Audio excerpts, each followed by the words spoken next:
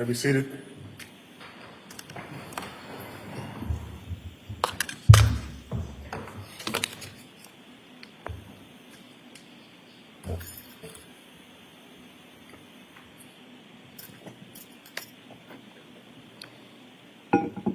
What do we need to discuss? First, we probably need to discuss the defendant would move for required finding and not guilty. Go right ahead. And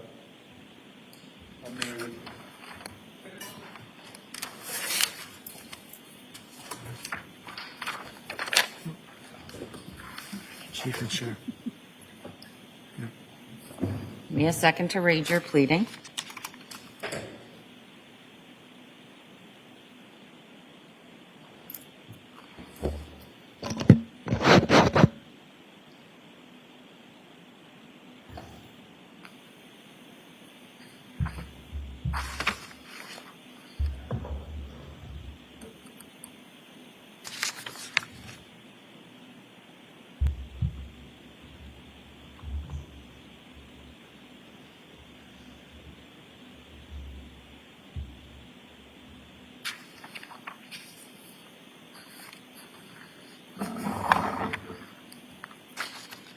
All right, I'll hear from you. for the most part, Judge, I'm just going to rely on that pleading. But what's important in this case, for purposes of arguing the Lattimore standard and the required finding, is that in the facts and circumstances of this case, even if you consider all of the evidence in the light most favorable to the Commonwealth, that the circumstantial evidence and the inferences have not been proven on the elements of premeditation and intent. And it's important to distinguish the fact that where inferences can be reasonable when they have to do with other factual issues that do not constitute the specific elements of the crime charged, here the inference must be beyond a reasonable doubt because it must support the element of premeditated murder, and it must support the specific intent to kill. And whereas the Commonwealth has based their whole prosecution on what we characterize as a three-pronged approach, that motive evidence that they theorize supports an inference of intent and premeditation, they have failed to present the type of quantity and quality of evidence that would then result in an inference beyond a reasonable doubt that Mr. Walsh ever premeditated a murder or ever manifested the specific intent to kill. The three-prong approach that the Commonwealth took in this case was that Mr. Walsh was motivated by financial interest, which has not been established by any inference sufficient to carry the day, even on the Lattimore standard. The second prong is that somehow Mr. Walsh was using his children and his role as primary care provider to avoid going to prison, and that has not been established by any sufficient evidence. And then there's the third prong, and it has to do with the affair, and where it seems clear that the Commonwealth has established that Anna Walsh did in fact engage in an intimate affair with William Fastow. They have failed to establish sufficiently to withstand a Lattimore standard that he even knew about the affair. In fact, if you consider the evidence in the light most favorable to the Commonwealth from their own witnesses, there is no evidence presented to this jury that he knew about the affair, that he reacted to any knowledge of the affair. And in fact, the reaction that he had fell far short of someone that was even jealous of the fact that Miss Walsh reported to him specifically that she had a crush on Mr. Fastow. And I understand, we understand that whereas motive is not an element, that's not what we're arguing, and I say in our motion that if the government stands up and says since motive is not an element, that the argument that we just made doesn't apply. Well, that misses the point, because that is the whole foundation of their prosecution in this case. And so respectfully, Judge, in the unusual circumstances and the complex circumstances presented in this case, I would ask that a required finding be entered on indictment 001. Thank you. Thank you, Your Honor. Viewed in the light most favorable to the Commonwealth, the evidence is sufficient for a jury to find the defendant guilty of the premeditated murder of Anna Walshe. Your Honor, as to evidence that the defendant killed Anna Walshe, the defendant was the only adult in the house on January 1st after Mr. Mutlu left. There's evidence before the court that Anna was a fit and active 39-year-old, and in fact that she participated in a vigorous exercise class at Bar Method on the 31st of December, where she demonstrated that she was in good physical condition. Evidence of the bloody slippers, bloody bath towels, bloody carpet, on his broken Gucci necklace, combined with the defendant's internet searches about cleaning blood from wood floors, his purchase of large quantities of cleaning products, are sufficient for the jury to find that Anna met a violent death in the living quarters of 516 Chief Justice Cushing Highway. I'd also point out there was a cut on the defendant's thumb, and there was evidence that he did purchase Band-Aids and some antibiotic cream on January 1st. As to deliberate premeditations, there's evidence that the defendant was aware of Anna's relationship with another man. He told police that he monitored the Chase credit card statement. That is an evidence before the court. That statement includes a purchase of a plane ticket to Dublin in Thanksgiving, over the Thanksgiving holiday in 2022. The defendant was aware of Anna's itinerary. He told police that he had suggested that she go out during a layover in Frankfurt, which she did have a layover in Frankfurt at one point of that travel. And again, looking at that travel, it's clear that, looking at the Chase statement, that it was indicated a trip to Dublin. And the defendant told police that she had only gone to Serbia to see her mother. And I suggest the evidence is more than sufficient to find that he was aware of that trip to Dublin. He also searched Will Fastow's name on December 25th, and he also researched emergencies in buildings that Anna managed in D.C. I'd also point out that the defendant's phone, which he said was mislaid from December 31st to January 2nd, he told Mr. Mutlu that when Mr. Mutlu came for the New Year's Eve dinner. That phone was repeatedly unlocked and connected to a power source while it was supposedly missing. The evidence indicates that the defendant used that phone to create an alibi for himself. It explains why he was not contacting Anna. And then when he did say he recovered the phone, he started sending text messages to Anna, and he later showed those messages to police. It suggests he was using the missing phone as a way to create an alibi for himself. And to explain why there was he didn't have the phone with him when he went to Vin and Liquors and threw something into the dumpster, or when he was in Lowe's buying cleaning supplies and cutting tools on January 1st. Your Honor, there's also ample evidence of motive. There's evidence that the jury can find that if Anna took the children to D.C., the possibility of the defendant avoiding jail time on the federal charges would lessen. We heard testimony today about the impact of that on Anna and what she intended to do. Anna also had life insurance policies and financial accounts, which the defendant was the named beneficiary, and he stood to inherit substantial funds if Anna Walshe were deceased. And also, Your Honor, the defendant's elaborate web of lies regarding Anna allegedly leaving for a work emergency in D.C. He lied to friends, family, and the police about that. I suggest that that also is sufficient evidence to give this case to the jury, and would ask that you deny that motion for required finding of not guilty.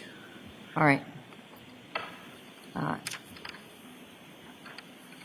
The Latimer standard dictates that I take every inference, all the evidence and all the reasonable inferences from that evidence in the light most favorable to the Commonwealth.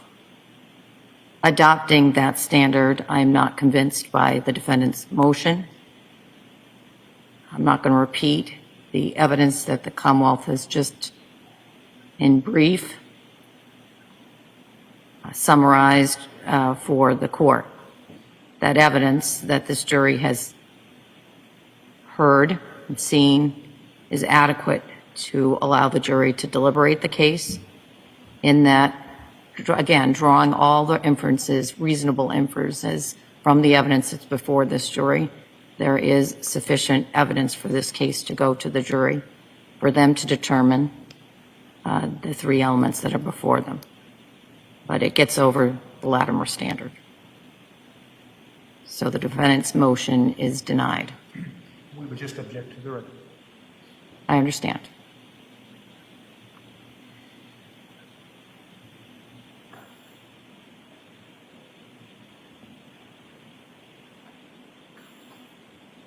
You indicated to me at the side of the bench that there were some evidentiary issues you wanted to address with me. There are. Can we go to the sidebar for these, Your Honor? Yes, you may.